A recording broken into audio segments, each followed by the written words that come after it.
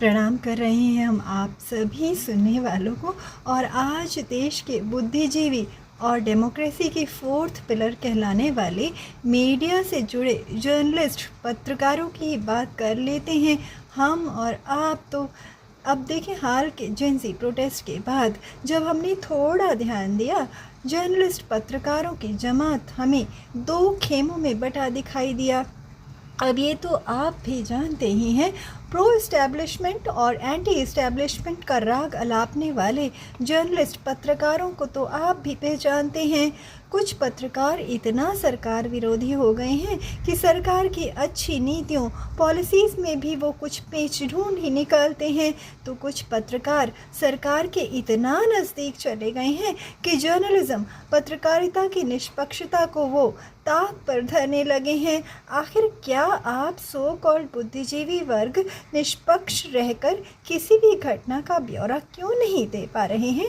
Cricket ball की तरह कभी इधर और कभी उधर पाले क्यों बदले जा रहे हैं? जर्नलिस्ट की सैलरी में कुछ पत्रकार आज बड़ी बड़ी कोठियों मॉल्स के मालिक बने बैठे हैं, तो कुछ तो बड़े बड़े सरकारी ओहदों पर ही बैठ गए हैं। अब देखें, किसी भी व्यक्ति विशेष या विचारधारा के प्रति सॉफ्ट कॉर्नर रखना बुरा नहीं है, लेकिन इसी सॉफ्टनेस को लक्ष्य बना हर घटना को शीशे में उतारना सही नहीं है।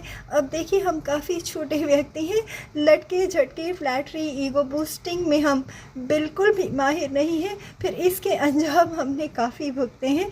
लेकिन HY शारदा प्रसाद जैसे व्यक्तित्व से, ICCR में हुई भेंट से, उनके व्यक्तित्व की छवि से आज तक हम प्रभावित रहे हैं।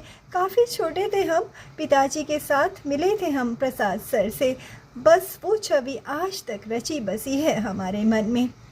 जनाब, पत्रकार जर्नलिस्ट निष्पक्ष रह सकता है, पूरे सम्मान के साथ सरकार की अच्छी और बुरी नीतियों की सराहना और आलोचना भी वो कर सकता है।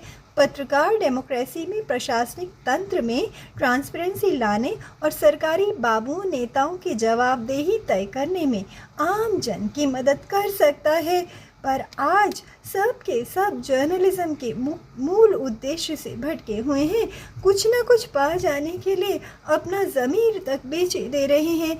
ऐसे में आम जन कुछ समझ नहीं पाते। पत्रकारों के चल रहे अपने अपने एजेंडे से वो कभी पार नहीं हो पाते। पता नहीं ये सब क्या चल रहा है। सबके चलते अपने अपने एजेंडे में महान भारत का हित अहित में बदल रहा है।